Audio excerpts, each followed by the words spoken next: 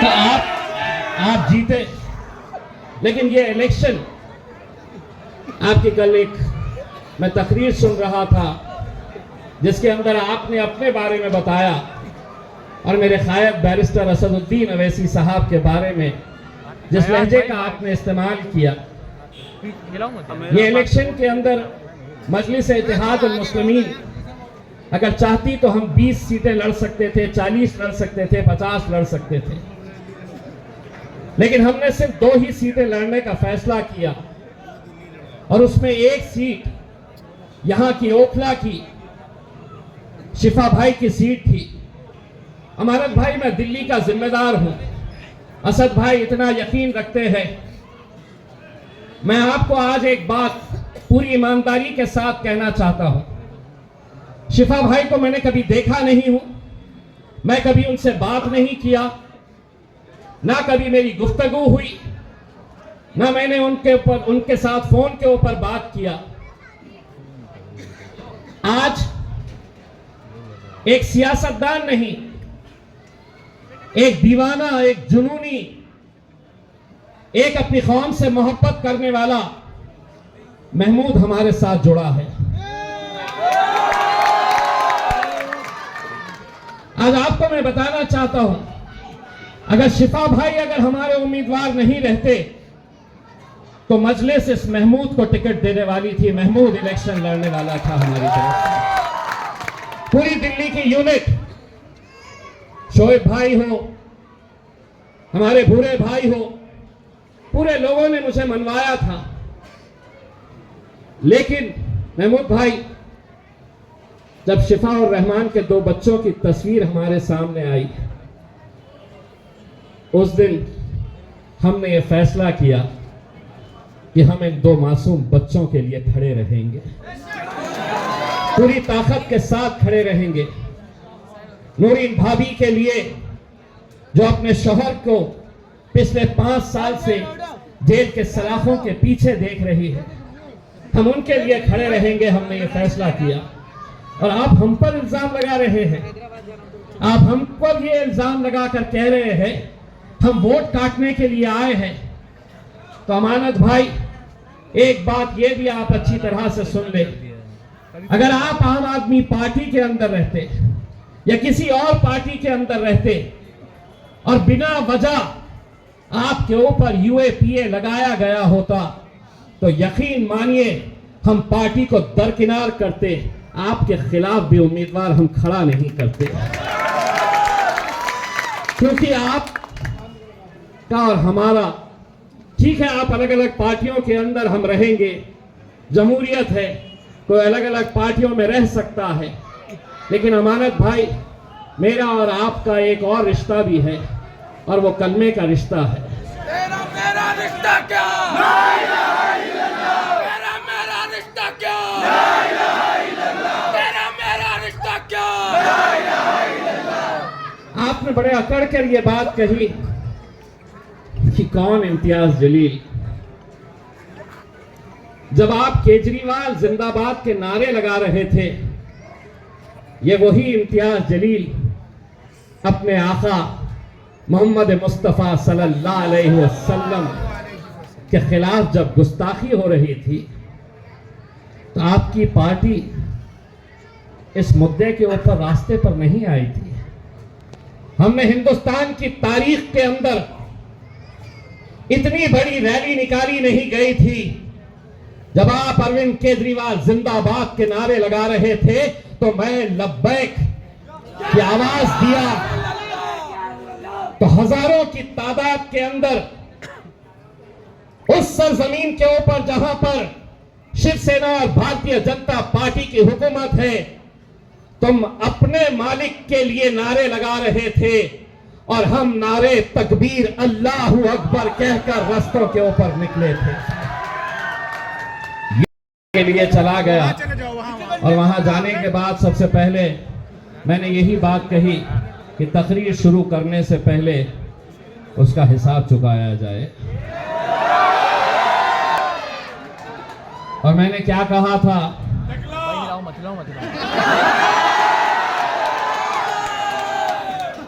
ये भी थोड़ा महज़्ज़ब तरीके से आपने बोले हैं। वीडियो शुरू कर मैंने उसको अपने अंदाज में ये कहा था कि कान खोल के सुन ले,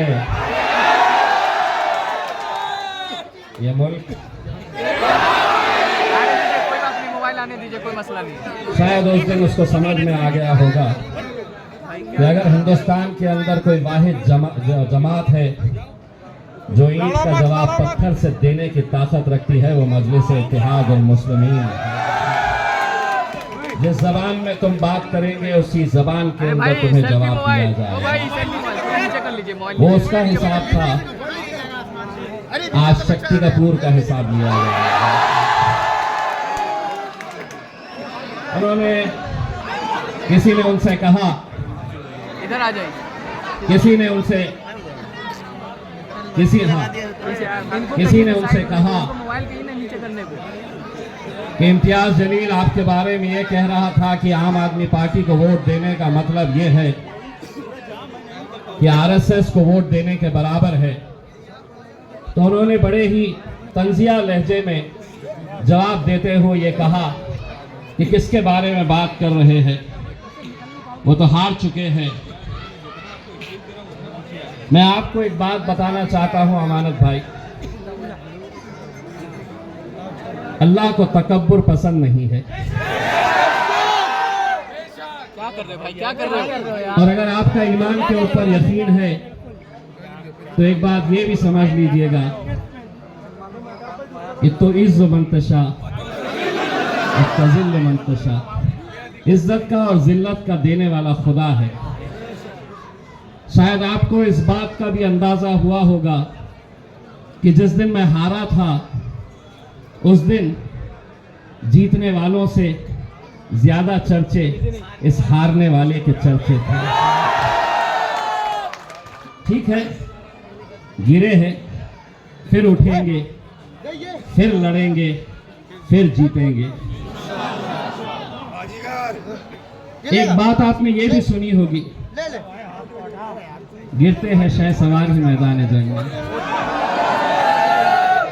वो तिफ्ल क्या गिरे जो घुटनों के बल चले। अमानत भाई, यकीनन मुझ में और आप में क्या फर्क है आप जानते हैं। फर्क सिर्फ इतना है कि जरूरत पड़ी तो आप घुटनों पे आ जाएंगे। इम्तियाज जलील असदुद्दीन अवैसी कभी घुटनों के ऊपर नहीं आएगा। हम में और आप में सिर्फ इतना फर्क है। यकीनन अमानत भाई, इस इलाके के लोगों ने आपको वोट दिया, आप जीत कर आए, यकीनन आप जीते हैं और हम आप इसकी भी मुबारकबाद आपको देते हैं। लेकिन ये जो इलेक्शन है, थोड़ा नीचे कर लीजिएगा, थोड़ा नीचे कर लीजिएगा। मसला क्या है ना कि मैनेजमेंट का फंडा है। को क्या करना है, चीपो चीपो चीपो। पूरी रात भर वहां की पुलिस और मीडिया वाले रिवाइंड कर करके देख रहे, चीपो का मतलब क्या है, चीपो का मतलब क्या है। असद भाई बोले, मियाँ तुमने अपने तकरीर में क्या बोल डाले, सब लोग परेशान हो रहे ना, चीपा चीपा क्या है। बोला कुछ भी नहीं है, इनको परेशान कर रहा था साल से। पुलिस ढूंढ रही कि ये ची का मतलब क्या है, पौ का मतलब क्या है। कुछ नहीं है, खेलते रहो। हमको इशारों इशारों में जो भी बोलना है, क्योंकि हम अब आधा बोलते हैं, आधा ये बोलते हैं इसमें। जैसा हमने शुरुआत के अंदर बोले, अगर इम्तियाज जलील को इन्हें डालना है तो ये बोल सकते हैं कि उसने है तो अमित शाह को और नरेंद्र मोदी को बोला कि ये मुल्क तुम्हारे। अब ये बोलेंगे कैसा डालते, मैं तो आधा ही बोला, ये मुल्क तुम्हारे, ये मुल्क तुम्हारे। अब क्या मिलता, इसको बोलते बाबा जी का फुल्लू। कुछ नहीं होता, हम बहुत होशियार हो चुके हैं। इंशाअल्लाह मैं आप लोगों से ये दरखास्त कर रहा हूं एक एक घर जाइए, जो अपने नहीं है उन्हें मनाइए, जो हमसे दूर है उन्हें समझाइए और ये बताइए ये इलेक्शन उन दो छोटे मासूम बच्चों के लिए है, हमारी भाभी के लिए है। और इसी तरह से हमने जो ताहिर हुसैन साहब को वहां पर दिया है उनको कामयाब करिए। हिंदुस्तान का मुसलमान आज टुकटुकी लगाए हुए इस ओखला की कॉन्स्टिट्यूएंसी के ऊपर नजर गाड़े हुए है। वो देखना चाहता है कि वाकई में इंसान यहाँ पर रहते हैं या उनका जमीर मर चुका है। आपको 5 तारीख के दिन ये साबित करना है कि यहाँ इंसान रहते हैं और उनका जमीर जिंदा है। नारे तकबीर, नारे तकबीर, नारे तकबीर। ये जो हवा चल रही है ना कहीं आपको भी महसूस हो रहा है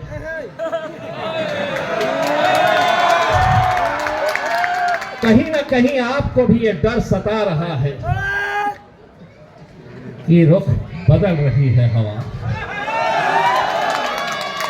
जज्बत तगड़ा है दोस्त तुम्हारा। देखिए मैंने अगर हिम्मत मेरी एक बहन है जो कांग्रेस पार्टी की उम्मीदवार है, उनका भी एक बयान सुना कि शिफा भाई मेरे भाई जैसे हैं, नूरीन भाभी से मेरे बहुत अच्छे रिश्ते हैं, लेकिन MIM जो आई है वो वोट काटने के लिए मेरी बहन मोबाइल फोड़ दूंगा।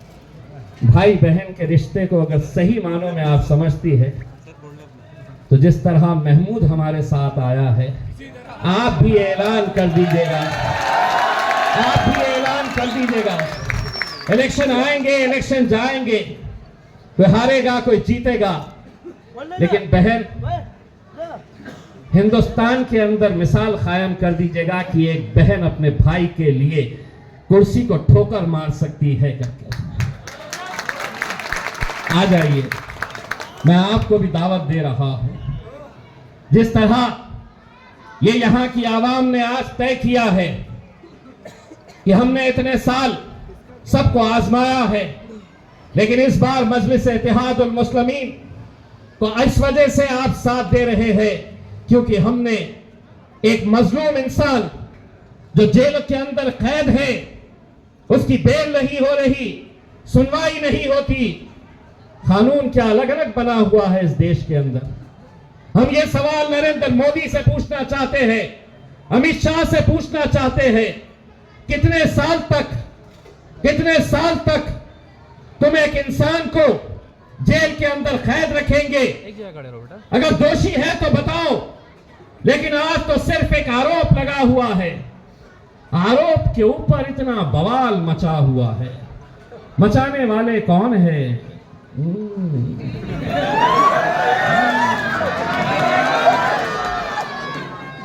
बड़ा जहां असद साहब जा रहे हैं, जहां जा रहे हैं, कोई दिक्कत नहीं। आपने दंगाई को टिकट दे दिया, दंगा करने वाले को टिकट दे दिया, दंगे के आरोपी को टिकट दे दिया। तो एक बात सुनो, और नरेंद्र मोदी अमित शाह को भी सुनाओ ये बात। बहुत बढ़िया। अगर मेरा भाई शिफा अगर दंगाई तुम उसे बता रहे हो तो जिस पार्लियामेंट के अंदर इम्तियाज जलील को बैरिस्टर असदुद्दीन अवैसी साहब के बाजू बैठने का शर्फ हासिल हुआ था, उसी पार्लियामेंट के अंदर हमने दहशत गर्दों को भी बैठे हुए देखा है। दहशत गर्दों को हमने देखा है, लेकिन उनके लिए कानून अलग, हमारे लिए कानून अलग। लेकिन हम बोलेंगे, हम लड़ेंगे, और ये इलेक्शन ओखला की आवाम का इलेक्शन है मेरे भाई। अगर मैं ये कह रहा हूं कि ये उम्मीदवार यहां पर आपके बीच में नहीं है, इंशाअल्लाह दुआ करिए, दुआ करिएगा कि उन्हें बेल के ऊपर, पैरोल के ऊपर अदालत रिहा कर दे। अगर वो पैरोल के ऊपर आ जाते हैं तो अमानत भाई उसी दिन अपना डब्बा बंद करके कश्मीर निकल जाएंगे। टहलने के लिए चले जाइए। वैसे भी बहुत बना लिए हैं, सुना आपने। रखने के लिए जगह तो नहीं होगी तो थोड़ा खर्च करके आ जाइए। लेकिन मेरे भाई, ये इलेक्शन आप लोगों को लड़ना है। भूल जाना है अगले कुछ दिनों तक हर शख्स अपना नाम यहां पर, हर शख्स का नाम यहां पर क्या होगा? मैं हूं शिफा रहमान। आपको अपना नाम तब्दील करके यह समझकर इलेक्शन लड़ना है कि मैं इलेक्शन लड़ रहा हूं। और यकीन मानिए, ये लोगों को बड़ा शौक आता है, बड़ा शौक होता है कि पकड़ो इन्हें, डालो जेल में, पकड़ो इन्हें, डालो जेल में। छोटू क्या कर रहे हो? इंतजार करते रहते हैं कि कब आएगा, किसको हम लपेटेंगे, किसको डालेंगे। ये तो वैसे भी इंतजार करते रहते हैं कि कब हमारे मुंह से कुछ निकले, अगले दिन दनादन चलाए ब्रेकिंग न्यूज, ब्रेकिंग न्यूज। अब एक बात सुनो, इनके साथ ऐसा रिश्ता हो गया है हमारा, हम इशारों इशारों में बात करते हैं और ये समझ जाते हैं हम क्या बोल रहे हैं। एक सभा के अंदर हमने इशारों इशारों के अंदर सिर्फ इनको परेशान करने के लिए